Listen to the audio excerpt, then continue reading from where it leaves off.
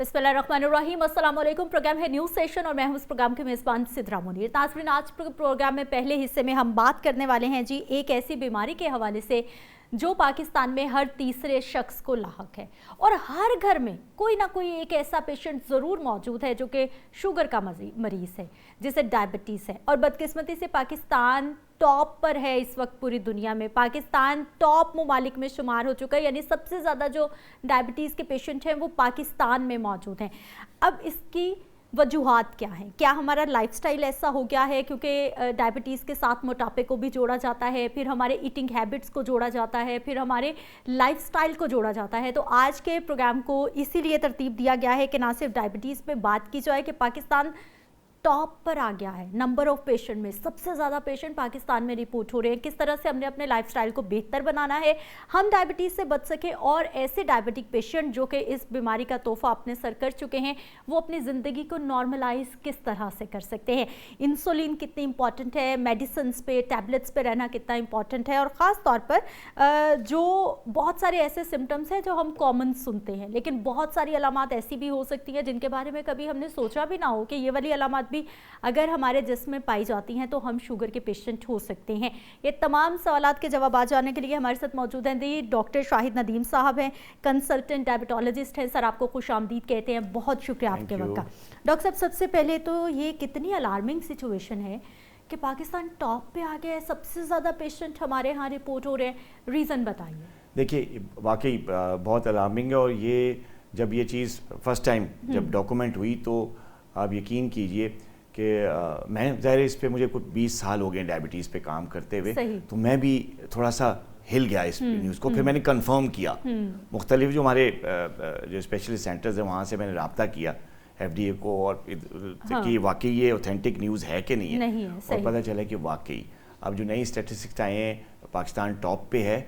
और वजूहात आप सुन के हैरान होंगी कि सबसे बड़ी वजह जो डायबिटीज़ है, मैं टाइप्स पे थोड़ी सी बात करते चलूँ कि डायबिटीज़ 2 टाइप्स की है ना, टाइप 1 टाइप 2।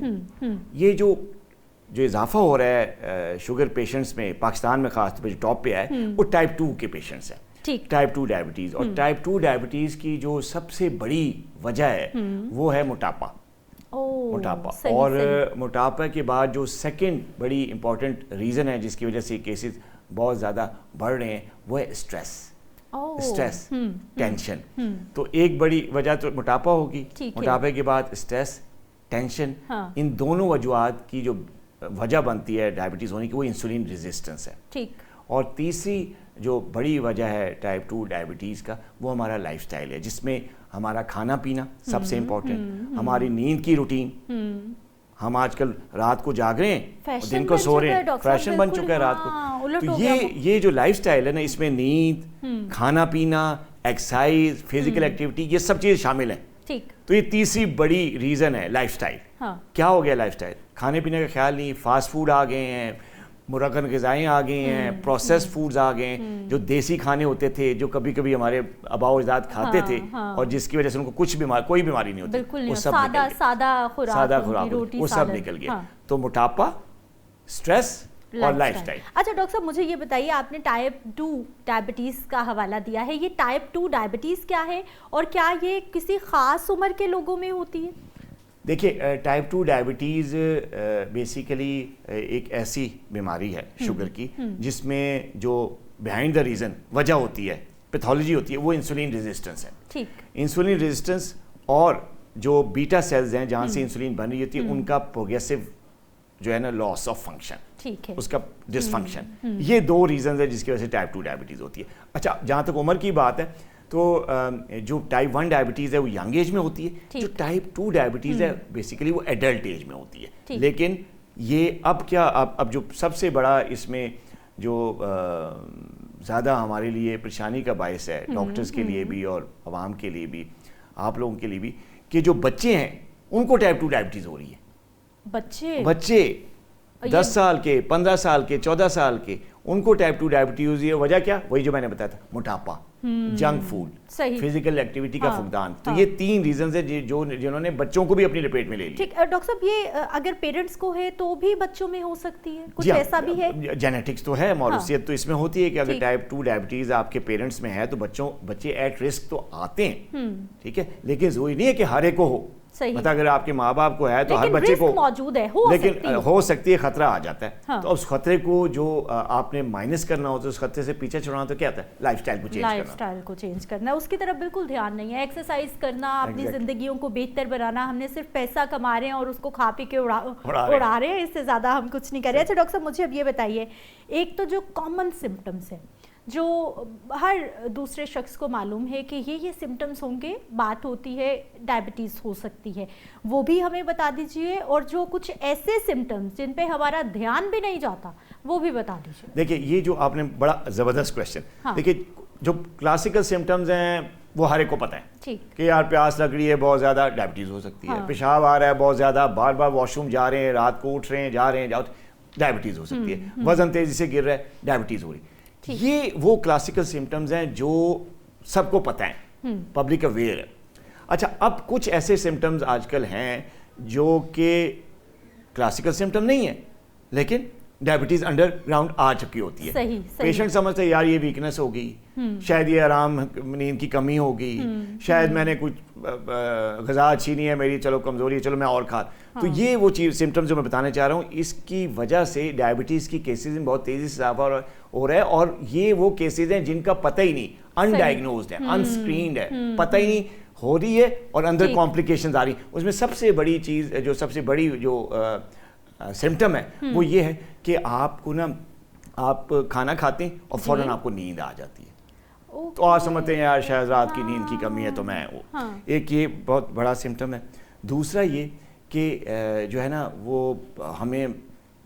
हम चलते फिरते नहीं हैं। हम क्या कर रहे हैं कि हम जो है ना वो खाया, बैठ गए, काम किया, फिर खाया, फिर बैठ गए, बिल्कुल ऐसा ही चल रहा है। तो ये अच्छा, अब ये जो सुस्ती है, अब देखें खाया पिया लेट गए और इंसान बगैर किसी वजह के थक रहा होता है। कहते यार मैं खा भी रहा हूँ, मैं किसी चीज़ की कमी भी नहीं छोड़ रहा, मैं मल्टीविटामिन भी ले रहा हूँ। हाँ। बगैर किसी वजह के थकावट होना, वीक होना, ये दूसरा सिम्टम है, ठीक है, जो कि नज़रअंदाज हो रहा है। हाँ, हाँ। एक वो खा के पी के नींद। अच्छा, तीसरी चीज़ है बार बार भूख लगना। अब क्योंकि डायबिटीज चल रही है अंदर, सेल्स में ग्लूकोज नहीं जा रहा जिसने एनर्जी देनी है। हाँ। ग्लूकोज, सेल्स भूखा है लेकिन वही ग्लूकोज कहाँ जा रहा है? ब्लड में फिर रहा है, घूम रहा है, आपको क्या कर रहा है? मोटा जहाँ जाना चाहिए वहां नहीं पहुंच पा रहा और बाकी जो है वो और बॉडी को मोटा कर रहा है। यार मैं तो बहुत ताकतवर हूँ। लोग माँ बाप कहते यार बच्चा हमारा बड़ा सेहतमंद पहलवान बनता जाए। ये वो सेहत नहीं है, अंदर से इंसान वीक हो रहा होता है, अंदर से बीमार हो रहा है, ऊपर से सही लग रहा होता है, ऊपर से सेहतमंद लग रहा होता है। क्योंकि सेल्स में ग्लूकोज नहीं जा रहा तो सेल भूखा है और ब्रेन को जो है सिग्नल मिल रहे होते कि और खाओ, और तो भूख बार बार लग रही है। तो भूख का बार बार लगना, खाने के फौरन बाद नींद आ जाना और बगैर किसी वजह के, बगैर किसी डेफिशिएंसी के वीकनेस, ये वो सिम्टम्स है जो आजकल नजरअंदाज हो रहे हैं और अंडरलाइन क्या है? डायबिटीज़ है। अच्छा डॉक्टर साहब, आपने डायग्नोसिंग की बात की है, मुझे ये बताइए कि कितने % केसेस हैं जो कि या हमारे लोगों के रवैये कैसे हैं कि हम फौरी तौर पर डॉक्टर से कंसल्ट करते हैं, क्योंकि हमें सेल्फ मेडिकेशन का भी बड़ा शौक है। सब कुछ कर आके जब हम बस हो जाती है, कोई मेडिसिन असर नहीं करती, फिर हम डॉक्टर की तरफ जाते हैं। डायग्नोज होना कितना इम्पॉर्टेंट है? और अगर डायग्नोज ही नहीं होता फिर ये शुगर के लॉन्ग टर्म या शॉर्ट टर्म आपकी बॉडी पे क्या असरात होते जा रहे हैं, आपको पता ही नहीं है कि आप डायबिटिक हो चुके हो? देखिए ये जो मैंने सिम्टम्स बताए ना जिनको नज़रअंदाज किया जा रहा है। अच्छा, इस पे क्या हो रहा है कि पेशेंट टेस्ट कराने तो नहीं जा रहा है, डॉक्टर पर जा ही नहीं रहा। कोई कह रहा है फलां हकीम के पास चले जाओ, कोई कुश्ता खिला देते हैं तुम्हें, आओ तुम्हें थोड़ा सा जूस पिला देते हैं, आओ तुम्हें कुछ खाना खिला देते हैं, ये ताकत की दवाइयाँ ले लो या देसी टोटके ले लो। देखिए हम गलत तरफ जा रहे हैं, हम स्क्रीन से हट जा रहे हैं, हम डायग्नोसिस करने के लिए प्रॉपर डॉक्टर के पास जाके टेस्ट करवाना, फिर उन टेस्ट को चेक कराना, ये हम भूलते जा रहे हैं। हम इसको जनरल वीकनेस समझ रहे हैं या कोई और वजह समझ रहे हैं, हालांकि बैकग्राउंड में ही डायबिटीज़ होती है, जिसकी वजह से क्या होता है कि अनडायग्नोज चलती है, टाइम गुजरता रहता है, शुगर हो चुकी होती है। अब इस शुगर का जो असरात हैं वो कॉम्प्लिकेशंस की पेचीदगियों की शक्ल में जिस्म पे आना शुरू हो जाते हैं। हाँ। सबसे पहली पेचीदगी गुर्दों पे जाती है, फिर हार्ट पे, फिर आंखों पे, फिर पाँव पे, मतलब जिस्म का हर उज़र जो है वो मुतासर हो रहा होता है, लेकिन इंसान को खबर ही नहीं होती, बेखबरी में वो मारा जा रहा होता है। तो असल में जो अनडायग्नोज केसेस हैं वही कॉम्प्लिकेशन को ज़्यादा जल्दी जन्म देते हैं। अगर आप टाइमली डायग्नोज हो जाएं तो हर कॉम्प्लिकेशन का इलाज भी मौजूद है और कॉम्प्लिकेशन होती भी नहीं है अगर प्रॉपर मैनेजमेंट शुरू हो जाए टाइम पे। बिल्कुल ऐसा ही है। अच्छा डॉक्टर साहब, मीठा, हम लोग शुगर नाम से ही जाहिर है हम लोगों ने हर चीज़ को मीठे से जोड़ दिया है कि जो ज़्यादा मीठा खाता है उसको शुगर हो जाएगी, और जब आप डायबिटिक हो गए हैं, पेशेंट आप हो गए हैं, फिर आप मीठा नहीं खा सकते। क्या ऐसा ही है कि मीठे को, चीनी को निकाल दें अपनी ज़िंदगी से? देखिए वाकई जो सफ़ेद चीनी है वो वाकई दुश्मन बन जाती है। अगर आप जो प्रोसेस है सफ़ेद चीनी जो है, तो अगर आपको शुगर होगी तो वाकई इसको तो ज़िंदगी से निकाल दें, क्योंकि ये तो आपके लिए जहर बन गई ना। लेकिन कुछ लोग यहाँ पे ये गलत फहमी जन्म लेती है, वो ये कि यार देखें फल भी तो मीठे होते हैं ना, तो लोग फलों को उससे भी मना करते हैं कि फल नहीं। देखिए फल एक कुदरती मीठा है, और फल में से मीठा ही नहीं होता, उसमें एंटीऑक्सीडेंट्स होते हैं, विटामिन्स होते हैं, मिनरल्स होते हैं जो शुगर को ऊपर कंट्रोल करने में हेल्प करते हैं बॉडी की। तो हम क्या कर रहे हैं, हम फ्रूट से सिर्फ ये समझ के सोच रहे हैं कि यार ये मीठा है, तो ये ऐसा नहीं है। चीनी, शक्कर, गुड़, क्योंकि यहाँ पे भी गलतफहमी आती है कि यार चीनी मना होती है, चलो गुड़ खा लो, शक्कर इस्तेमाल शक्कर। तो ये सारी चीजें जो चीनी, गुड़, शक्कर आपस में कजन्स हैं। ओके, ठीक है ना, और एक दूसरे से जुड़ी हैं। इन तीनों का, चारों का इस्तेमाल जो है वो शुगर के लिए बहुत खतरनाक साबित हो सकते हैं। फ्रूट्स बहुत अच्छे। अच्छा, फ्रूट सारे ही ले सकते हैं या फिर आगे मैंगो का सीजन आने वाला है, लोगों को मैंगो बड़ा पसंद है, बादशाह है फलों का, और हम कहते हैं जी शुगर वाले मत खाएं। फिर बनाना के बारे में बात करते हैं कि ये मत खाएं, इसमें ज़्यादा मीठा होता है। देखिए बनाना और जहाँ तक मैंगो का आपने सवाल किया, तो इनका तो ग्लाइसेमिक इंडेक्स जो है बहुत ज़्यादा है। ठीक है ना, तो वाकई जो डायबिटिक पेशेंट्स हैं इनको अवॉइड करें। और अगर आपका शुगर कंट्रोल्ड है, आप हाइपोग्लाइसीमिया में जा रहे हैं, शुगर लेवल कम है, फिर आप एंजॉय कर लें। ठीक, जैसे मैं अक्सर लोगों को कहता हूं कि यार शुगर के पेशेंट्स को शहद नहीं लेना, ठीक है ना, शहद में शिफा है, लेकिन उस वक्त शिफा है जब आप बीमार हो। क्या बीमारी हो, शुगर लो होगी, हाइपोग्लाइसीमिया हो गया, बेहोशी आ रही है, उस वक्त शहद ले लो, जरूरत है। लेकिन जब शुगर हाई है तो उस वक्त इसमें शिफा नहीं है। ठीक है, इसी तरह आम, केला, आप ठीक है शुगर है इसमें, ग्लाइसेमिक इंडेक्स काफ़ी ज़्यादा है, आपको परहेज करना चाहिए। लेकिन अगर शुगर लो है या आपको पता है कि आपके जो टेस्ट है बिल्कुल अंडर कंट्रोल आ रहे हैं, आप एक आदाम ले सकते हैं एक टाइम पे, एक केला भी ले सकते हैं, लेकिन शुगर कंट्रोल करके या हाइपोग्लाइसीमिया में। ठीक। अच्छा डॉक्टर साहब, इस वक्त दुनिया में सबसे बड़ी जो अमवात की वजह है वो दिल की बीमारियां हैं या हार्ट अटैक है। मुझे ये बताइए कि डायबिटीज़ पेशेंट भी अचानक मौत के मुंह में जा सकते हैं, ये इतनी डेंजरस है? देखिए जो वाकई आपने बड़ा अच्छा पॉइंट उठाया। हाँ। जो हार्ट अटैक है वो मौत की सबसे बड़ी वजह है दुनिया में। जो डेथ की जो सबसे इंपॉर्टेंट, सबसे बड़ी और सबसे कॉमन कॉज है, हाँ। वो हार्ट अटैक है, दिल की बीमारियाँ। और जो वाकई डायबिटीज़ अगर किसी को हो गई है तो समझें 2 से 4 गुना रिस्क हार्ट अटैक का बढ़ जाता है। 2 से 4 गुना, ये थोड़ी बात नहीं है, बढ़ जाता है। लेकिन ज़रूरी नहीं है कि हर डायबिटिक पेशेंट्स को हार्ट प्रॉब्लम हो। लेकिन एक चीज़ बड़ी ज़रूरी है यहाँ पे बताना, जो कि लोगों को जानना बहुत ज़रूरी है, उसका इलाज करना, उसकी डायग्नोसिस करना ज़रूरी है। वो ये है कि जो डायबिटिक पेशेंट्स जो हैं उनमें जो हार्ट प्रॉब्लम होता है वो साइलेंट होता है, इसका कोई सिम्टम नहीं होता। कहते हैं ना जी क्लासिक सिम्टम क्या है हार्ट अटैक का, चेस्ट पेन। कि चेस्ट पेन हुई, दिल का दौरा हुआ, चले जी टेस्ट करवाएं, डॉक्टर के पास जाएं, एंजियोग्राफी कराएं, एको। यहाँ पे क्या होता है, यहाँ पे जो एक चीज़ बड़ी ज़्यादा जो इम्पॉर्टेंट है और लोगों को समझने की ज़रूरत है कि डायबिटीज़ अगर होगी है तो उनमें एक चीज़ होती है डायबिटिक पेशेंट में, जो थोड़ा डायबिटीज़ पुराने हो जाए, उसको कहते हैं ऑटोनॉमिक न्यूरोपैथी।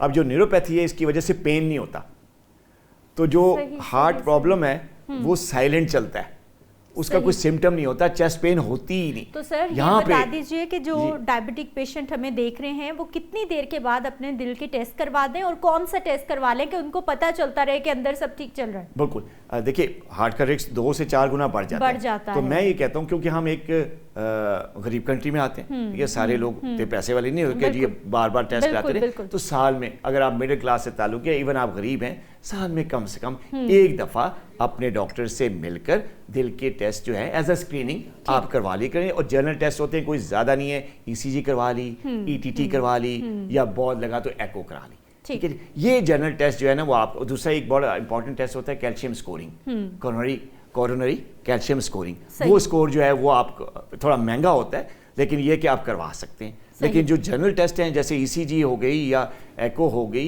या ETT होगी, वो इतना ज़्यादा महंगा टेस्ट नहीं है। साल में एक दफ़ा ये टेस्ट ज़रूर करवा लें, ताकि अगर कोई ऐसा रिस्क अंदर आया हुआ है तो टाइमली डायग्नोज हो के 100% इससे रिवर्सल मुमकिन है। बिल्कुल मुमकिन है। बहुत शुक्रिया डॉक्टर शाहिद नदीम साहब हमारे साथ मौजूद रहे, और एक ऐसी बीमारी जो कि हर घर की मेहमान बन चुकी है, जिस पे मेरा ख्याल है कि बात करना बहुत ज़रूरी है, अवेयरनेस कैंपेन्स बहुत ज़रूरी है। लोगों को लगता है डायबिटीज़ हो गई है, गोलियां खाए जाओ, इंसुलिन का इस्तेमाल करते जाओ, और फिर लापरवाही की इंतहा ये है कि हम लोग डॉक्टर के पास भी प्रॉपर चेकअप के लिए नहीं जाते। अगर महीने बाद 2 महीने के बाद डॉक्टर हमें विजिट के लिए बोलते हैं तो हम लापरवाह हो जाते हैं, बस मेडिसिन खाते जा रहे हैं, ज़िंदगी गुजारते जा रहे हैं, लेकिन खामोश कातिल की तरह ये बीमारी हमलावर हो रही है। मुझे एक ब्रेक पे जाना है, वापस आएंगे मज़ीद टॉपिक्स पे बात करें।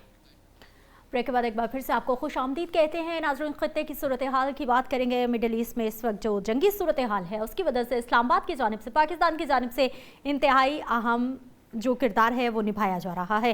अब ईरान अमेरिका सीज़ फायर की जो तजावीज़ हैं, जो मुलाकातें हैं, जो मामलात इस्लामाबाद में चल रहे हैं, उसको इस्लामाबाद एकॉर्ड का नाम दे दिया गया है, इस्लामाबाद मुआहदे का नाम दे दिया गया है। अब ये मुआहदा कितना इम्पॉर्टेंट है, अमेरिका ईरान इस मुआहदे को किस तरह से देख रहे हैं, बाकी ममालिक इस मुआहदे को किस तरह से देख रहे हैं, और ख़ास तौर पर इस मुआहदे से और पाकिस्तान की जानिब से जो काविशें की जा रही हैं, क्योंकि हमने पिछले हफ्ते ही देखा कि तुर्किया, कतर, पाकिस्तान वज़राए ख़ारिजा का एक अहम इजलास भी हुआ इस्लामाबाद में, वो भी बड़ा इंपॉर्टेंट रहा। पाकिस्तान इस वक्त कितनी स्ट्रॉन्ग फुटिंग पर मौजूद है। इन तमाम मामलात पे बात करने के लिए हमारे साथ डॉक्टर बिलाल शफीक साहब मौजूद है, जो कि माहिर हैं बैनुल-अक़वामी अमूर के। आपको डॉक्टर साहब हम खुश आमदीद कहते हैं, बहुत शुक्रिया आपके वक्त का। डॉक्टर साहब, सबसे पहले तो हमें ये बताइए कि इस्लामाबाद एकॉर्ड इस वक्त कितना इम्पॉर्टेंट है, कौन कौन से मामलात हैं, कौन कौन सी तजावीज़ हैं जो इस वक्त ज़ेरे गौर हैं मिडल ईस्ट की सिचुएशन को लेकर? इसमें ना, जहां तक पाकिस्तान की एफर्ट्स हैं, जो हमारी डिप्लोमेटिक आप ये कह सकते हैं सर्विसेज हैं, जो हम इस खित्ते के लिए नहीं बल्कि पूरी दुनिया के लिए प्रोवाइड करें, क्योंकि ईरान, इजराइल और अमेरिका की जो जंग है, अगर खुदा न ख्वास्ता ये आउट ऑफ कंट्रोल होती है, फुल फ्लैज वॉर तो एक तरह से बन चुकी है, लेकिन अगर जिस तरह प्रेसिडेंट ट्रंप कह रहे हैं कि मैं ये कुछ करूंगा, जिस तरह की वो अब्यूसिव लैंग्वेज यूज कर रहे हैं, अगर मामला उस तरफ जाता है तो पूरी दुनिया में एक कोहराम मचेगा। लेकिन वो कोई इन टर्म्स ऑफ आप ये नहीं कह सकते कि ह्यूमन लॉसेस होगा, कोई कैजुअलिटीज होगी, लेकिन मैशत का एक ऐसा बहरान आएगा कि दुनिया 1930 का जो एक ग्लोबल इकोनॉमिक रिसेशन आया था और 90s में जो एशिया में आया था, लोग उसको भी भूल जाएंगे, क्योंकि सारी दुनिया की जो इंडस्ट्री है वो चलती तेल पे है, वो एनर्जी पे चलती है। इंडस्ट्री के डिस्ट्रप्शन का मतलब है दुनिया खत्म, दुनिया का माशी निजाम अल्टीमेटली जब लॉकडाउन हो जाएगा ना, दुनिया का माशी निजाम जब लॉकडाउन का शिकार होगा तो चीजें अल्टीमेटली डिस्टर्ब होंगी। लेकिन पाकिस्तान ने 2025 में भी ये सर्विसेज दी, कोशिश की कि ईरान, अमेरिका और इजराइल के, बिल्कुल ईरान और अमेरिका के दरमियान मामलात को हल किया जाए। फिर 2026 में भी ये कोशिशें की गई। अभी ये जब जंग हुई, आयतुल्लाह अली खामेनी शहीद हुए, उसके बाद पाकिस्तान ने सर्विसेज दी। ये आप देखते हैं कि यहाँ पर कतर के, सऊदी अरेबिया के और तुर्किया के वजीर खारजा है, लेकिन मसला है प्रेसिडेंट ट्रंप की अनप्रेडिक्टेबल पर्सनैलिटी का। सही सवाल ये है कि क्या अमेरिका को अमेरिकन चला रहे हैं, क्या डेमोक्रेट्स चला रहे हैं या रिपब्लिकन चला रहे हैं, वहां सेनेट उसको ऑपरेट कर रही है, कांग्रेस ऑपरेट कर रही है, या फिर जूश लॉबी चला रही है? असल क्वेश्चन ये है। सही, आप पाकिस्तान की सर्विसेज है, इस्लामाबाद अकॉर्ड है, हमने प्रपोजल दिया है कि जंग रुक जानी चाहिए। इसमें जो हमारे फील्ड मार्शल है सैयद आसिम मुनीर, उन्होंने बहुत ज्यादा एफर्ट की है, इसमें कोई दूसरी राय नहीं है।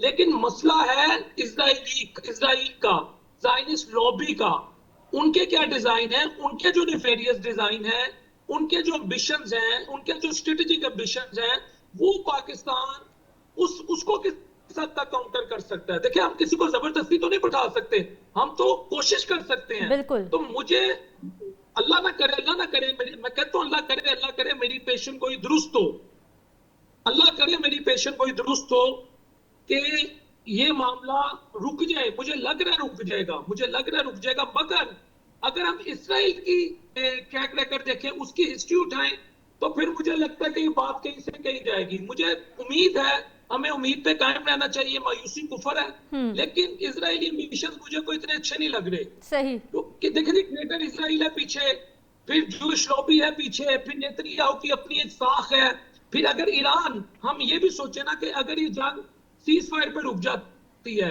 ईरान अपने न्यूक्लियर प्रोग्राम से रोल बैक कर जाता है, आपको नहीं लगता कि इजराइल जो यहाँ इस खित्ते का चौधरी था, उसकी चुदराहट खत्म हो जाएगी? क्योंकि हर ताकत, हर मुल्क ये चाहता है उसकी हेजमनी हो। इस खित्ते में जो इजराइल की हेजमनी थी, ईरान ने उसको डेंट डाल दिया हुआ है। इस खित्ते में जो अमेरिका की हेजमनी थी, उसके अड्डे थे, उसकी मिलिट्री बेसिस थी, वो एक अब प्रोटेक्टर की जगह, गार्डियन की जगह लायबिलिटी बन चुका है। बिल्कुल बन चुका है। कम से कम हाँ लायबिलिटी है ना। अमेरिका तो अभी गल्फ कंट्रीज के लिए लायबिलिटी है, सिवाय यूएई के। अब यूएई इंडिया की तरफ में, खैर बरादर इस्लामी मुल्क है, हमें जरा अल्फाजों के चुनाव में मुहतात रहना चाहिए, लेकिन यूएई के आपको पता है इजराइल के साथ डिप्लोमेटिक रिलेशन है, यूएई की इंडिया के साथ एक तरह से अच्छी खासी स्ट्रेटेजिक पार्टनरशिप है। लेकिन रेस्ट ऑफ द जो हमारे गल्फ ममालिक के बरादर इस्लामी मुल्क है, ये गल्फ कंट्रीज हैं, वहां पर आप ये देख सकते हैं कि वहां अमेरिकन को या अमेरिकन अड्डों को अब लायबिलिटी समझा जा रहा है। बल्कि कल कतर की तरफ से कह दिया गया है कि अमेरिकी जो अपने यहाँ पर अड्डे उन्होंने बनाए हुए, खुदा का वास्ता ले जाएं। तो ये इस वक्त सूरत हाल है। अच्छा डॉक्टर साहब, मुझे ये बताइए कि जैसे कि आपने कहा कि सदर ट्रंप जो हैं वो बहुत ही अनप्रिडिक्टेबल शख्सियत है उनकी, आज कुछ कहते हैं, कल कुछ और कहते हैं, और परसों कुछ और ही कर गुजरते हैं, उनकी समझ वाकई नहीं आ रही। लेकिन मुझे ये बताइए सर, इस वक्त जो सिचुएशन चल रही है खित्ते की, ईरान अमेरिका इसराइल की जो जंग की हम बात कर रहे हैं, सदर ट्रंप 5 दिन के लिए सीज फायर करते हैं, उसके बाद फिर हमले करते जाते हैं, और अभी प्रेसिडेंट ट्रंप की जानिब से ही मंगल के दिन के बारे में ये कहा गया है कि वो बिजली की तंसीबात पर हमले करेगा और वो पुलों पर हमले करेगा, और बाकायदा तौर पर ये धमकियां दी जा रही हैं। आखिर तो जंग आज ख़त्म हो, कल हो या परसों हो, आखिर मामला तो टेबल टॉक पर ही निपटना है, बात होनी है, तो फिर इसको क्यों इस तरह से लटकाया जा रहा है? क्या अमेरिका को अब कोई फेस सेविंग चाहिए, अमेरिका को कोई निकलने का बहाना चाहिए, या फिर अभी अमेरिका लगा हुआ है कि नहीं, हम नहीं निकलना चाहते? देखिए, अमेरिका को ग्रेटर इजराइल चाहिए। ग्रेटर इजराइल क्या है? ग्रेटर इजराइल ये है कि यहाँ पर जितने भी अरब वर्ल्ड हैं, अरब कंट्रीज हैं, वहाँ उनके मुख्तलिफ टोटे, अगर मैं आसान अल्फाज में ले, मैं उनकी जुबान में समझो, जिसमें सीरिया है, जिसमें शाम है, जिसको हम शाम कहते हैं, जिसमें उर्दन है, जिसमें कतर है, जिसमें सऊदी अरेबिया के अनफॉर्चुनेटली कुछ हिस्से हैं, जिसमें इराक है। ग्रेटर इजराइल का मतलब क्या है? मैं देखे कोशिश कर रहा था कि मैं एक नेशनल मीडिया पर बैठ के इस तरह की सेंसेशनलिज्म ना फैलाऊं, लेकिन अगर मेरे से आप मेरी ओपिनियन पूछेंगे ना, तो ऑनेस्टली स्पीकिंग मैं अब अपने अल्फाज पे कंट्रोल नहीं कर पा रहा। ये मजहबी जंग है, इसको लोग कहते हैं जी ये एक तेल की जंग है। तेल की जंग जो है, इट्स जस्ट वन पार्ट। सही, इट कैन बी कॉल्ड मजहबी जिनूनियत है, साइनस, बिल्कुल सही कह रहे हैं आप। इसको अगर कहते हैं रजीम चेंज है, तो रजीम change is also a part of this war. लेकिन जो उनके ग्रेटर डिजाइन है, वो है ग्रेटर इजराइल। सही, ग्रेटर इजराइल का मतलब है इस खित्ते में जितने भी मुल्क हैं, वो इजराइल के आगे सरेंडर कर दें। हाँ, कबूल कर लें, बिल्कुल। से बहुत सारे ममालिक ने कर दिया। अब एक ईरान जो है, वो एक हर्डल है, क्योंकि ईरान आज भी, कल भी और माजी में भी हमें ईरान की policy in terms of Israel, in terms of America, उसके अंदर हमें एक रेजिस्टेंस नजर आई है।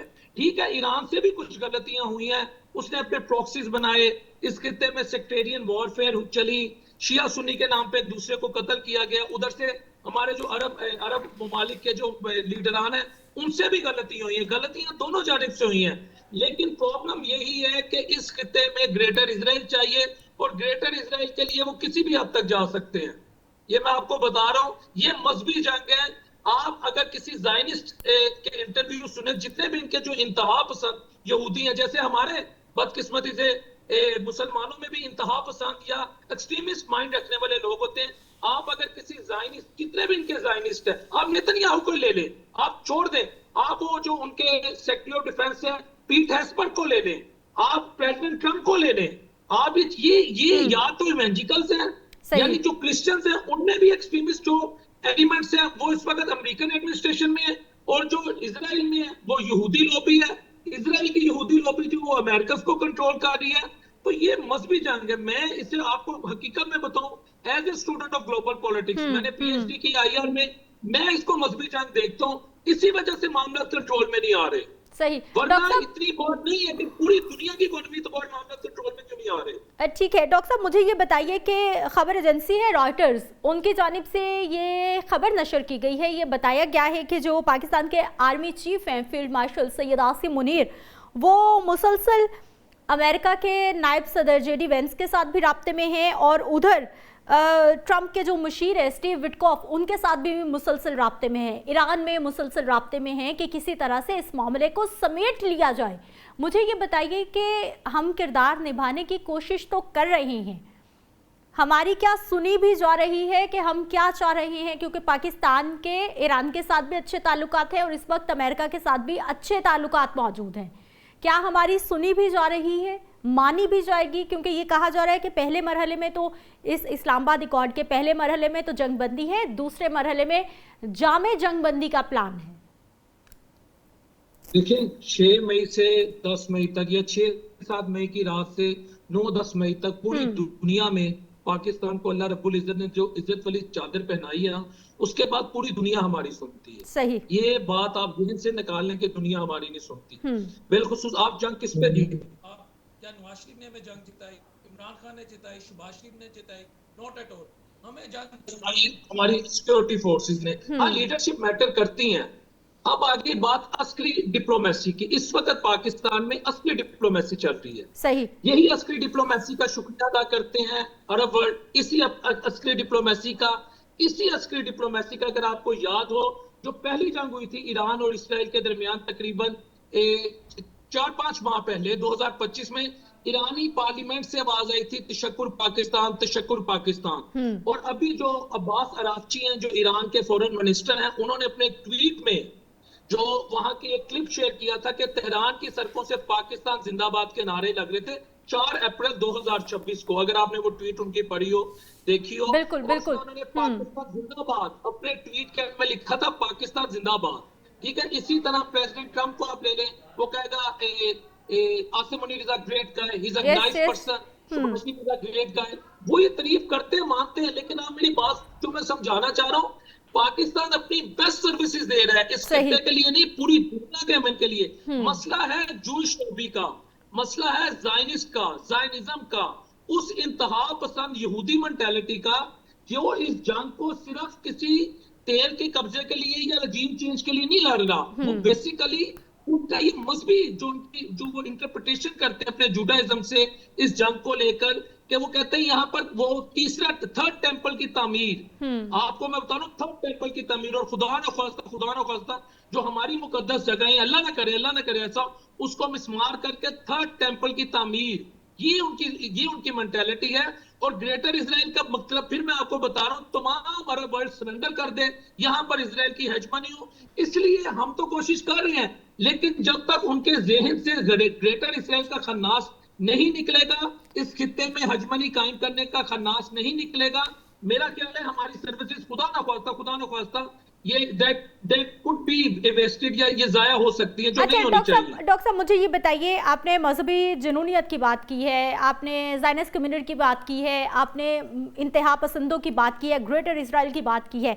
मुझे अब ये बताइए कि माजी में भी जितनी बार ईरान पर हमले किए गए इसराइल की जानिब से, फिर अमेरिका की जानिब से, फिर दोनों ने मिलकर जो हमला किया और अभी तक वो चल रहा है, उसके बाद ग्रेटर इसराइल बनाने के लिए जो उनके मंसूबे हैं, जो उनकी प्लानिंग्स हैं, जो उनके इकदामात हैं, वो आपको लग रहा है कि वो करीब तरीन पहुंच रहे हैं? कोई उनकी सुनने को तैयार है, कोई उनकी मानने को तैयार है, या फिर वो अपने जो उनकी प्लानिंग्स थी उनमें कामयाब होते दिखाई दे रहे हैं? आपको क्या लग रहा है इस वक्त? देखिए, इसमें मैं आपके साथ एक छोटी सी एक हाइपोथेसिस रख देता हूँ, और फिर मैं कहता हूँ अल्लाह ना करे मेरा ये हाइपोथेसिस प्रूव हो, अगर अमेरिका कल जो उसने 8 बजे का टाइम दिया है, अगर उस टाइम ईरान पर हमला करता है, उनके पावर प्लांट्स को डिस्ट्रॉय कर देता है, उनके जो ब्रिजेस हैं जो एक शहर से दूसरे शहर की कनेक्टिविटी में अपना रोल प्ले करते हैं, उन्हें मिसमार कर देता है, डिस्ट्रॉय कर देता है, बम्बार्डमेंट इतनी करता है, तो उसके रद्द अमल में जो ईरान की तरफ से रिएक्शन होगा, आपको क्या लगता है क्या वो सिर्फ इजराइल तक महदूद होगा? अल्लाह करे मैं गलत हूँ, अल्लाह करे मैं गलत हूँ, मैं बार बार दोहरा रहा हूँ, अगर कोई ईरान का जो जिसे कहते हैं कि हार्श किस्म का स्ट्रिक्ट जो रिटेलिएशन होगी, अनबियरेबल जो रिटेलिएशन होगी, अगर वो गल्फ ममालिक की तरफ चले गई, तो अल्टीमेटली क्या होगा? इधर से ईरान वीक हो जाएगा, उधर से अरब वर्ल्ड वीक हो जाएगा। तो क्या आपको ये ग्रेटर इजराइल का प्लान नहीं नजर आ रहा इसमें? ये स्ट्रेटेजी है कि मुस्लिम ममालिक को आपस में लड़ाया जाए, अरब कंट्रीज को, गल्फ को। अल्लाह आपका thank you very much, thank you very much. ये है ग्रेटर इजराइल, सही, ये है उनके नेफेरियस डिजाइन। और जहां तक बात है ये कि क्या वो ऐसा करेंगे, मैंने आपको बताया कि जहां मजहबी जुनूनियत हो वहां ये ग्लोबल रिसेशन नहीं देखा जाता, इकोनॉमिक डिप्रेशन नहीं देखा जाता। पाकिस्तान ये नहीं कि मैं पाकिस्तान में बैठा हूं या मेरी पाकिस्तान की नेशनैलिटी है, हमारी जो इस वक्त अस्करी डिप्लोमेसी है, they are doing their best, इससे ज्यादा वो कुछ नहीं कर सकते जो वो कर बैठे हैं। कि रात सारी, ये रॉयटर्स की खबर है कि पूरी रात स्टीव विटकॉफ, जेडी वेंस और जो अब्बास अराक्ची के साथ आपके चीफ मार्शल, फील्ड मार्शल उनके साथ राब्ते में रहे। क्यों? कि दुनिया में अमन आ जाए। पाकिस्तान की तरफ तो अल्हम्दुलिल्लाह कोई मैली आंख से नहीं देख सकता, इससे ज्यादा हम क्या कर सकते हैं? लेकिन फिर कोई बात है, लेकिन अगर दूसरी तरफ पागलपन हो, दूसरी तरफ हेलुसिनेशन अपनी इंतहा को, अपनी पीक को, तो फिर पागल आदमी का तो इलाज नहीं है ना डॉक्टर, वो उसको किसी डॉक्टर को दिखाना चाहिए। वैसे ऑनेस्टली स्पीकिंग डॉक्टर को ट्रंप को भी दिखाना चाहिए, क्योंकि ट्रंप की जो कल की ट्वीट है वो किसी बाजारी लैंग्वेज में भी कोई शख्स बाजार में भी खड़ा हो ना, वैसी घटिया ट्वीट नहीं करता। आप सुपर पावर अपने आप को कहते हो, आप कहते हो we represent democracy, we represent values, human rights, ये है ह्यूमन राइट्स, ये अमेरिकन वैल्यूज, ये है अमेरिकन कल्चर। तो ये वेस्टर्नाइजेशन है जो आप दुनिया को दिखा रहे हो। तो हमारी तरफ से कोशिशें पूरी हैं, लेकिन दूसरी तरफ से मुझे लग रहा है कि जुनूनियत और पागलपन है वो ट्रीटेबल नहीं है। मैं आपको डॉक्टर बिलाल अल्फाज में समझा रहा हूं, ट्रीटेबल नहीं है वो। डॉक्टर बिलाल, अमेरिका की जानिब से धमकी दी गई बिजली की तनसीबात पुलों को उड़ाने के हवाले से, उनको नुकसान पहुंचाने के हवाले से। ईरान की जानिब से ये भी बताया गया कि ये जितना बड़ा प्लान बनाया जा रहा है या फिर धमकी दी जा रही है, इसके ताबकारी के असरात सिर्फ ईरान तक नहीं रहेंगे, ये बहुत दूर तक जाएंगे और पूरा गल्फ मुतासिर होगा इससे। मैंने आपको यही तो बताया है कि ये बेसिकली चाहते यही है कि ये खिता जो है इसको जिस हद तक माशी तौर पे, in terms of infrastructure, in terms of sectarian warfare, in terms of जिसे कहते हैं इंटरस्टेट राइवलरी, इसको जिस हद तक हवा दी जाए वो कम है। सही, क्योंकि आपस की जंगे, आपस के मामला जब डिस्टर्ब होते हैं तो फिर फायदा दुश्मन कुव्वत उठाती है। अमेरिका आप देखें कैसी जगह पे है, उसके एक तरफ मैक्सिको है, दूसरी तरफ कनाडा है, और दोनों उसके साथ मोर और लेस, चले मैक्सिकन के साथ उन्होंने एक दीवार बना दी बकौल उनके कि जी वहां से गैंगस्टर जाते थे, वो ड्रग ट्रैफिकिंग होती थी, लेकिन ना मैक्सिको से अमेरिका को कोई थ्रेट है ना कनाडा से थ्रेट है। अमेरिका तो दूर बैठा है, यहाँ पर इजराइल है, इजराइल की वो कहते हैं प्रोटेक्शन कर लेंगे, इनको आपस में लड़ाएंगे।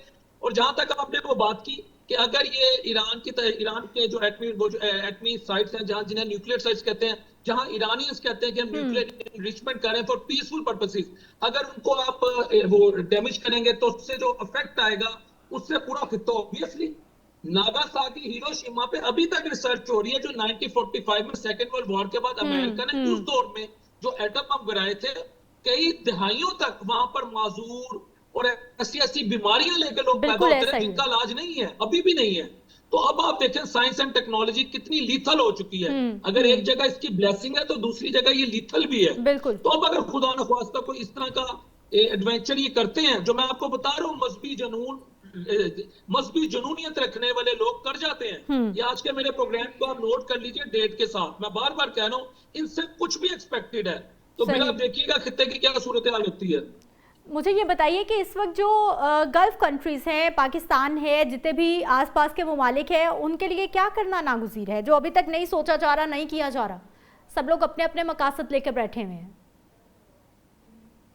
नहीं, पाकिस्तान जो कर सकता था, मैंने आपको पहले भी बताया, पाकिस्तान कर रहा है। बल्कि मुझे लगता है पाकिस्तान अपनी हैसियत से बहुत ज्यादा आगे कर रहा है और इस पर दुनिया को, पाकिस्तान का बिलखुसूस हमारी जो असली लीडरशिप है उसका एहसानमंद होना चाहिए। अब अगर आ गई बात इराक की, उर्दन की, ओमान की, कतर की, बहरीन की, सऊदीया की, इनको उस वक्त करना चाहिए था जब इस अरब स्प्रिंग आया था, शिया सुन्नी के नाम पर एक दूसरों को कत्ल किया गया, फिर यहाँ पर प्रॉक्सीज आई, फिर अमेरिकन अड्डे यहाँ पर बने, किसी मुल्क में रशिया का इन्फ्लुएंस आ गया, किसी मुल्क में अमेरिका का इन्फ्लुएंस आ गया। उस वक्त ये सोचते, ईरान की तरफ से भी सोचा जाता और अरब वर्ल्ड की तरफ से भी सोचा जाता कि हम बेसिकली ठीक है, हमारे जो है हमारे सेक्टेरियन डिफरेंसेस हैं, हमारे मसले के इख्तिलाफ हैं, लेकिन इस हद तक नहीं है कि हम एक दूसरे की जान के दर पे बढ़ जाएं, एक दूसरे के हम कत्ल करने के फतवे दे दें।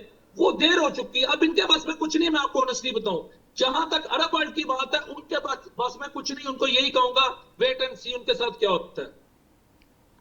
कितना वक्त लगेगा अभी आपको लग रहा है, जो हालात बन गए हैं, जो डेवलपमेंट्स हो चुकी है, जो एनर्जी क्राइसिस पैदा हो गया है, जो इकोनॉमिक डिप्रेशन शुरू हो चुका है, कितना वक्त लगेगा सीज फायर में? आप क्या प्रिडिक्ट करेंगे हालात को देखते हुए? और दूसरा ये भी कि ये जो एनर्जी क्राइसिस है ये जिस तरफ जा रहा है, ये मुआशी सूरत हाल मजीद कितनी खराब कर सकता है?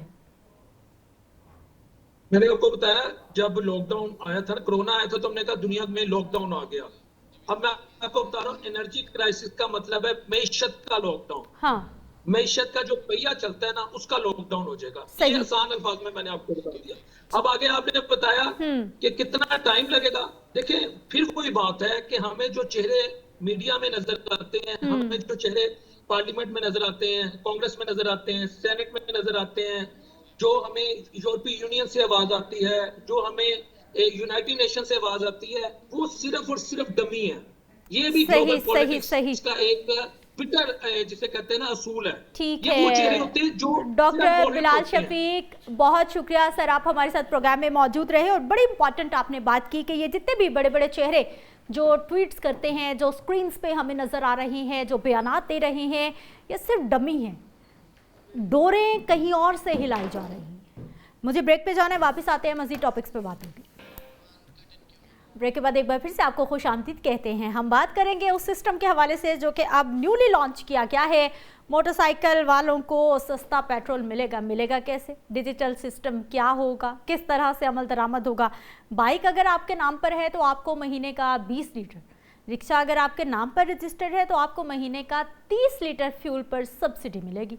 सब्सिडी 100 रुपये होगी, जिससे बाइक वालों को 2000 रुपये की बचत होगी, रिक्शे वालों को 3000 की बचत होगी। और इस सारी मामले पर डिटेल बात करने के लिए जावेद इकबाल साहब हमारे साथ मौजूद है। अस्सलाम वालेकुम जावेद साहब, कैसे हैं? वालेकुम सलाम, आप ठीक हैं? मैं तो ठीक हूँ। आप खुशखबरियाँ देती जा रही हैं। नहीं, खुशखबरी तो मैं दे रही हूँ, उधर लोगों के आटे, चीनी, दाल नहीं पूरी हो रही, मौशी बहरान चल रहा है, और आपके फैशन, हेयर बैंड्स, और मुझे ये तो बताइए जरा पहले, ये आपने आपके तो लग रहे हैं वारे न्यारे स्पॉन्सर किया आपने, टीवी वालों ने मुझे 30 रुपए का है चुंगे में, पहले ये 20 रुपए का, आज 50 का हो गया। अच्छा मैडम, बड़ा अच्छा टॉपिक है। देखिए, हाँ। इस पे अभी ये पैदल सोशल मीडिया पर ये कहानियां गढ़ी जा रही हैं और हालात पर हो रहे हैं। अभी मैं आपको खबर ब्रेक कर रहा हूँ कि अभी इस पे हुकूमती सतह पर कोई फैसला नहीं हुआ और ना ही कोई नोटिफिकेशन हुआ है। सही। अभी जिस वक्त मैं आपसे बात कर रहा हूँ, इस वक्त अवान वज़ीर आला में सब्सिडी के हवाले से पेट्रोल की जो अनोखी सब्सिडी हमने देनी है, मैं आपको बाद में बताऊंगा कि पहले सब्सिडी जो हम देते थे उसका क्या हशर हुआ और नून लीग ने उसका क्या हशर किया और तमाम की तमाम फेल हुई। ये मैं इस वक्त आपको खबर दे रहा हूँ ये कि इस वक्त आपके प्रोग्राम में कि इस वक्त तक फेडरल की सतह पर जो मैकेनिज्म है वो तय नहीं हुआ, पॉलिसी तय नहीं हुई। आज कमेटी बनी है और कमेटी की सरबराह बनाया है जो वज़ीर आला पंजाब की राइट हैंड है, मरियम औरंगजेब साहबा, सीनियर मिनिस्टर पंजाब हैं। उनको उन्होंने थोड़ी देर पहले नोटिफिकेशन हुआ है कि उसका सरबराह बनाया, कन्वीनियर बनाया, चेयरमैन बनाया और कमेटी में 13 लोग शामिल हैं। अभी इस वक्त जब हम बात कर रहे हैं अपने नाजरीन से, तो इस वक्त अजलास अभी 2 मिनट पहले अवान वज़ीर आला में इजलास शुरू हुआ है, जिसमें सेक्रेटरी ट्रांसपोर्ट हैं, जिसमें कमिश्नर हैं, जिसमें 3-4 वजीर हैं और एरा वगैरह जो है। अच्छा, वो कमेटी आज तय करेगी कि हमने किस तरह से सब्सिडी देनी है और किन किन को देनी है और कितनी कितनी देनी है। ये पैदल खबरें हैं कि ट्रक जो होगा इतने व्हीलर उसको 1 लाख महीने की मिलेगी, जो बस है उसको 90,000 मिलेगी। तो सर वो जो ऐप लॉन्च कर दी है और इस नंबर पे राब्ता करें और वो अप्लाई, ये सारा फ्रॉड है। मैं आपको ये सच्ची बात बता रहा हूं, अभी तक कोई नोटिफिकेशन नहीं हुआ, ना मैकेनिज्म तय पाया है। आज जो इजलास इस वक्त हो रहा है वो कमेटी तय करेगी, वो सिफारिशात मुरतब करेगी, उस पे पास इख्तियार नहीं है कि फौरी प्रेस कॉन्फ्रेंस कर दे। अच्छा, वो सीएम पास के जाएंगी कबीना में। ये कोई मजाक नहीं है, कौम का अरबों रुपया आप सब्सिडी पे जाया कर दें। सही, ये कबीना के पास जाएगा, कबीना उसके बाद हो सकता है कबीना का आज ही इजलास हो जाए और फर्जी सहन हो जाए और फिर जाएगा ये जनाबे वाला चीफ मिनिस्टर के पास फाइनल अप्रूवल के लिए। आज तक तमाम खबरें पैदल हैं और अभी कमेटी का इजलास जारी है, ये 1 घंटा चलेगा। उसके बाद हो सकता है कि आज रात गए या कल इसका कोई नोटिफिकेशन हो जाए। रही बात सब्सिडी की, तो हमने पहले भी तो सब्सिडी हम देते रहे हैं। हमने सस्ती रोटी शुरू करके सब्सिडी दी, अरबों रुपए का ज़ाया किए, तंदूर दिए, तंदूर बाद में अखाड़ के लोहे के बहा वो पीको रोड पर बिके, किसी ने उसको अरबों रुपया जो गवर्नमेंट का था वो तबाह बर्बाद हो गया। उसके बाद हमने सस्ता आटा शुरू किया, उसमें सब्सिडी दी, वो भी तबाह हुआ। सर हमने रमजान में चीनी पे 10-15 रुपए सब्सिडी देते रहे, सिस्टम हैंग होता रहा, चलता ही नहीं था, तो ये कैसे चलेगा, कैसे? अब देखें कल जो इन्होंने एक शुरू किया काम, बड़ा अच्छा काम है। मरियम नवाज साहबा आपकी पसंदीदा चीफ मिनिस्टर है, उन्होंने कल एक अच्छा काम किया कि बसें फ्री कर दी। अब बसों में सिक्योरिटी ये तो बहुत अच्छा हो गया। देखिए बसों में सिक्योरिटी दी, कल दर्जनों लोगों की जेबें कट गई, वहां औरतें ढारे मार के रोती रही, किसी का मोबाइल चला गया। सर अब चीफ मिनिस्टर हमारी आए, आपकी जेबों की हिफाजत करें जी, तो फिर जावेद साहब आप सीनियर मिनिस्टर छोड़ देना, उसने सिक्योरिटी क्यों नहीं दी, उसने मैकेनिज्म क्यों डेवलप नहीं किया, ऐलान कर दिया। अब देखिए आप बाजार निकले, वहां पे हर बंदे को एक गार्ड जो है ना वो हमारी चीफ मिनिस्टर फराहम करेंगे कि आपकी जेबें ना। ये जो हजरत उमर के बारे में पढ़ा ना आपने कि फलां दरिया के किनारे एक अगर दुम्बा भी भूखा प्यासा मर गया तो उमर जिम्मेदार होगा। तो यहाँ पे कल पिछले 24 घंटों में दर्जनों लोगों की जेबें कट गई और आप कहती हैं आप उन्हें बरिया जुम्मा करार दे रही हैं। अच्छा, यानी आपने तनकीद ही करनी, तनकीद क्यों कर, तनकीद करें नहीं जावेद साहब, तनकीद मैंने भी की, तनकीद मैंने भी की, लेकिन की इस तरह से कि पूरे पंजाब में ट्रांसपोर्ट है कहां पर जी, क्या लाहौर वालों को सहूलत मिल जाएगी? जी जी, आपके पास ट्रांसपोर्ट है कहां? आपके पास 2-2 4-4 बसें। अब मैं एक आपको रूट की बात करता हूं, आपने ग्रीन बस शुरू कर दी, ठीक, बगैर किसी स्टडी के। सही तनकीद कर रहे हैं अब बगैर किसी स्टडी के। अब आपने BRB से लेकर खारे पुल से लेकर बड़ी लोगों को प्रॉब्लम थी, आपने ग्रीन बस शुरू कर दी कि खारे पुल से लेकर आपने ठोकर तक कर दी। इस तरह और रूट है वहां पे, अगर रोजाना 10 लाख बंदे जो हैं 20 लाख सफर करते हैं तो आपने उनको दे दी 18 बसें। 18 वो जहन्नम में जाएं, 18 कहाँ जाएं? लोग 3-3 घंटे, हमारी माएँ बहनें जो हैं वो जिन्होंने सस्ती ट्रांसपोर्ट लेनी है वो अड्डों पे खड़ी होती है। इसी तरह आपने शुरू कर दिया, उसमें भी ये आपकी जो है ये मेट्रो ट्रेन, इसको आप हशर जाके देखें कि लोग भूखे मर रहे हैं। आप सब्सिडी की बजाय आप इक्वल सिस्टम क्यों नहीं डेवलप करते, आप मुस्तकिल पॉलिसी क्यों नहीं बनाते? अब देखिए दुनिया में सब्सिडी दी जाती है, सही, सबसे पहले सऊदी अरब ने ये सब्सिडी शुरू की और उन्होंने सिर्फ रोटी और सालन पर की। उसके बाद जनाबे वाला मिस्र ने शुरू की, UAE ने शुरू की। अब देखें आप आड़ लेते हैं कि जी हम कर्जा लेते हैं IMF से और वो जो कहता है वो हम करने पे मजबूर है, सही। अब देखें अमेरिका जैसा मुल्क जो है उसने 32 ट्रिलियन अरब डॉलर जो है उसका मकरूज है, 8 ट्रिलियन अरब डॉलर वो हर साल इसका वो सूद पे करता है। हम अभी थोड़े करते हैं, लेकिन भाई कोई मैकेनिज्म तो बना लो, कोई पॉलिसी तो बना लो। अब अभी तक इन्होंने ये कंप्यूटराइज सिस्टम ने किसको, अब ये कह रहे हैं, अब एक और बात आपको बताएं, अब ये कह रहे हैं कि जी जिसके नाम बस होगी, मोटरसाइकिल होगी, ये वो होगा, उसको मिलेगा। तो सर किसको सब्सिडी मिलेगी? अब देखिए आपको अब इन्होंने कहा जी कि अगर किसी के नाम रजिस्ट्रेशन नहीं है बस की या उसकी ट्रांसपोर्ट की या कार की, तो वो करवा लो। तो वो क्यों नहीं अब वो सब्सिडी जब शुरू नहीं हुई, वहां एक्साइज के दफ्तर जो है लोगों की आज हजारों की तादाद। अच्छा हुआ ऐसे सिस्टम सीधा होना है, ठीक है। इनको नहीं पता कि अपने नाम पे चीजें करानी है। सर अजीब सिस्टम। आपने जो पहले सिस्टम शुरू किए थे, कौन सा सीधा हो गया आपका सिस्टम? तो चले सर, कोशिश की जा रही है, उसको तो वो करें ना। किसको? यानी जो मैं किसी की भी बाइक पकड़ूं जाके सब्सिडी ले आऊं, फिर दूसरा बंदा बाइक पकड़े सब्सिडी, तो भाई रजिस्ट्रेशन किसी के नाम पे होगी तो मिलेगी ना। मैडम मेरी बात सुन लें, आपकी जो अकल है ये भी मेरा ख्याल मरीम नवाज शरीफ साहबा जैसी है। हाँ। आपकी सोच भी उस जैसी शुक्र अल्हम्दुलिल्लाह। जावेद इकबाल साहब से सिर्फ खवातीन बर्दाश्त नहीं होती, वो चाहे चीफ मिनिस्टर साहिब हैं चाहे मैं यहाँ बैठी हुई हूँ। खवातीन हमारी रेड लाइन है, हम बहुत इज्जत करते हैं, लेकिन खवातीन भी कोई काम सीधे कर लें, कौम के लिए कर लें। अब ये सर घर में भी आपकी देखिए 16 करोड़ आबादी का 16 करोड़ 15 करोड़ 16 करोड़ जो आबादी है उसका ये सूबा है जिसको आप प्रेजेंट कर रही हैं। ठीक भाई कोई पॉलिसी तो मुस्तकिल बना दो। अब ऐलान उस्मान बुज़दार साहब को ले आए, वो आपकी पॉलिसी सीधी कर दें। किसके लिए? उस्मान बुज़दार साहब को ले आए, वो भी उनका गुलाम था जिनके ये गुलाम है। अच्छा, तो गुलामों ने क्या पॉलिसी बनानी है, मुलाजिमों ने क्या? किनके गुलाम थे बताए ना। फिर देख मुझ पे तो आपको तनकीद करना बहुत अच्छा है, बताए ना, कैमरे में देखें, बताए ना, हंसे नहीं। मैडम मुझे किसके गुलाम सर, किसके गुलाम? पहले मुझे मैडम डराती थी डालों से, तो अब ये कह रही है कि सर किसके गुलाम बताए ना। अब हंस रहे हैं जो, अब हंस रहे हैं। देखिए खातून पर क्वेश्चन मार्क लगाना जावेद साहब का फेवरेट काम है, वो चाहे चीफ मिनिस्टर साहिबा हो चाहे मैं हूँ। वैसे इन्होंने पूरे अब मुस्कुरा रहे हैं, बताए ना, नाम लेना। पूरे पंजाब में इन्होंने पॉलिसी अब देखिए मुस्कुराए जा रहे हैं, उधर भी आएंगे। अभी तक पहले 133 रुपए 78 पैसे पेट्रोल महंगा किया, सही। उसके बाद जब अब देखें एक प्लस पॉइंट, मैं आपको एक और खबर दे रहा हूँ, आपके टीवी चैनल पे ये नई चीज होगी, आपके प्रोग्राम में भी, कि जिस दिन ये पेट्रोल महंगा हुआ 2 पॉलिसियां थी। सही। उससे पहले जो मीटिंग थी उसके very next day Maryam Nawaz साहबा ने, मैं सलूट करता हूँ अपनी चीफ मिनिस्टर को, कि उसने चीफ सेक्रेटरी को साथ लिया, अपनी 5-7 बंदे लिए, तो वो प्राइम मिनिस्टर के पास चली गई। ठीक। इस्लामाबाद चली गई, उन्होंने कहा चाचा जी की कर देता जी, बड़ी मुश्किल नाम है।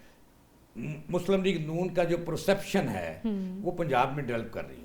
मैंने ये पॉलिसियां दी, आपने एकदम ही 133 रुपए बढ़ा दिया और वोट बैंक तबाह होगा, जो पहले ही नून लीग का नहीं है।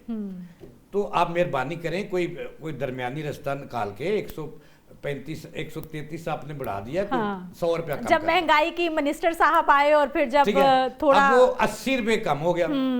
ठीक है, अब ये ड्रामे जो है अब नहीं चलने, अब ड्रामों का वक्त गुजर गया कि एक दफ़ा महंगी कर लो, उसमें से आधा जो है वो पीछे ले आओ, फिर अवाम को तबाह बर्बाद कर दो। अब मैडम मैं नहीं कहता कि चीफ मिनिस्टर या वफाकी हुकूमत की पॉलिसी जो है वो ख़राब है।